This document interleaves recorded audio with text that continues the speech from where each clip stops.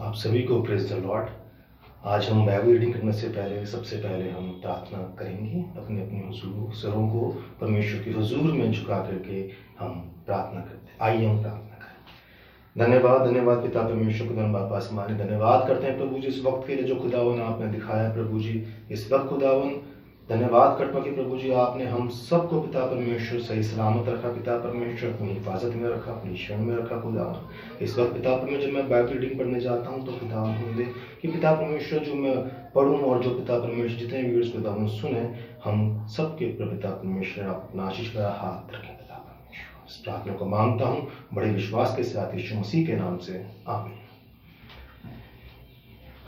आज हम नीति वचन और उसका दूसरा अध्याय से बाइबल रीडिंग की स्टार्ट करेंगे।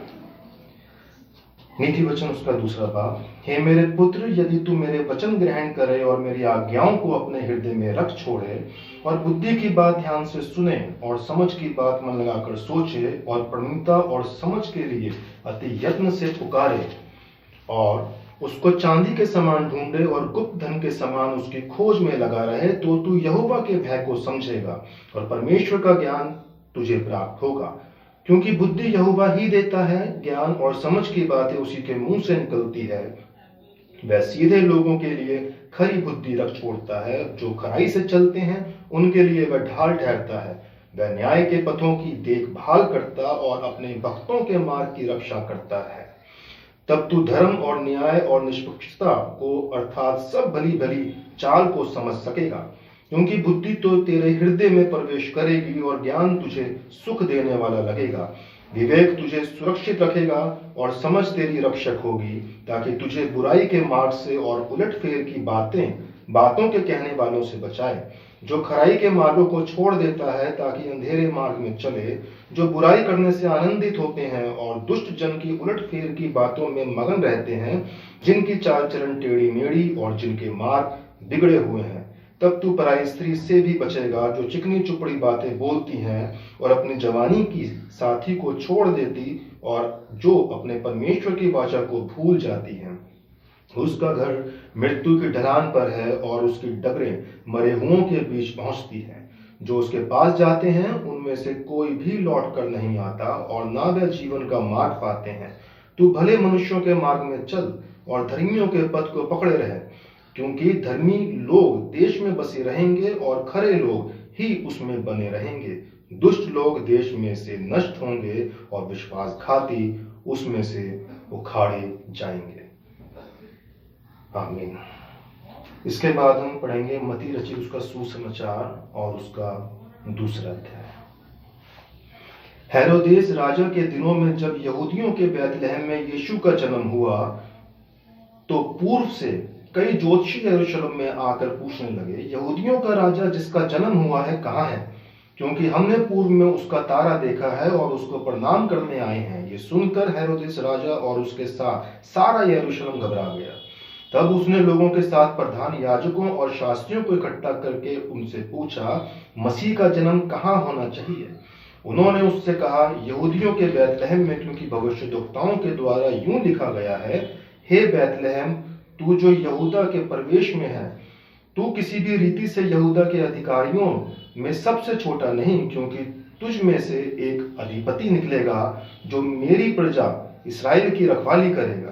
तब हेरोदेस ने ज्योतिषियों को चुपके से बुलाकर उनसे पूछा कि तारा ठीक किस समय दिखाई दिया था, और उसने ये कहकर उन्हें बैतलहम भेजा, जाओ ये बालक के विषय में ठीक ठीक मालूम करो, और जब वह मिल जाए तो मुझे समाचार दो, ताकि मैं भी आकर उसको प्रणाम करूं। वह राजा की बात सुनकर चले गए और जो तारा उन्होंने पूर्व में देखा था वह उनके आगे आगे चला, और जहां बालक था उस जगह के ऊपर पहुंचकर ठहर गया। उस तारे को देखकर वे अति आनंदित हुए। उन्होंने उस घर में पहुंचकर उस बालक को उसकी माता मरियम के साथ देखा और मुंह के बल गिरकर बालक को प्रणाम किया और अपना अपना थैला खोलकर उसको सोना और लोबान और गंधरस की भेंट चढ़ाई। तब स्वप्न में ये चेतावनी पाकर कि हेरोदेस के पास फिर न जाना, वह दूसरे मार्ग से अपने देश को चले गए। उनके चले जाने के बाद प्रभु के एक दूत ने स्वप्न में यूसुफ को दिखाई देकर कहा, उठ उस बालक को और उसकी माता को लेकर मिस्र देश में को भाग जा, और जब तक मैं तुझसे ना कहूं तब तक वहीं रहना, क्योंकि हेरोदेस इस बालक को ढूंढने पर है कि उसे मरवा डाले। तब वह रात ही को उठकर बालक और उसकी माता को देखकर मिस्र को चल दिया, और हेरोदेस के मरने तक वहीं रहा, इसलिए कि वह वचन जो प्रभु ने भविष्यद्वक्ताओं के द्वारा कहा था पूरा हो, मैंने अपने पुत्र को मिस्र से बुलाया। जब हेरोदेस ने यह देखा कि ज्योतिषियों ने उसके साथ धोखा किया है, तब वह क्रोध से भर गया और लोगों को भेजकर जो ज्योतिषियों द्वारा ठीक ठीक बताए गए समय के अनुसार बैतलहम और उसके आसपास के स्थानों के सब लड़कों को जो 2 वर्ष के या उससे छोटे थे मरवा डाला। तब जो वचन यमले भविष्यद्वक्ताओं के द्वारा कहा गया था वह पूरा हुआ। रामा में एक करुण नाद सुनाई दिया, रोना और बड़ा विलाप। राहेल अपने बालकों के लिए रो रही थी और शांत होना न चाहती थी, क्योंकि वह अब नहीं रहे। हेरोदेस के मरने के बाद प्रभु के दूत ने मिस्र में यूसुफ को स्वप्न में दिखाई देकर कहा, उठ, बालक और उसकी माता को लेकर इसराइल के देश में चला जा, क्योंकि जो बालक के प्राण लेना चाहते थे वह मर गए हैं। वह उठा और बालक और उसकी माता को साथ लेकर इसराइल के देश में आया, परंतु यह सुनकर कि अरखिलाउस अपने पिता हेरोदेस के जगह यहूदियों पर राज्य कर रहा है, वहां जाने से डरा।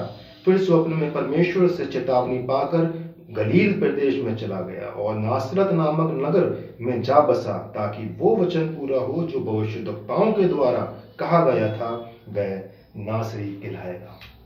परमेश्वर अपने वचन के पढ़े और सुने जाने पर अपनी बड़ी आशीष करे। आइए हम दुआ करें। धन्यवाद पिता परमेश्वर खुदा बाप आसमानी सुंदर वचन के लिए तेरा धन्यवाद करते हैं पिता परमेश्वर, जो खुदावन आपने आज दिया। प्रार्थना विनती करते हैं खुदावन, सुनने वाले हर एक जन के साथ उस सबको पिता परमेश्वर आशीषित करें खुदा बाप आसमानी। सबके घर सबके खत्ते भरे रहें पिता परमेश्वर।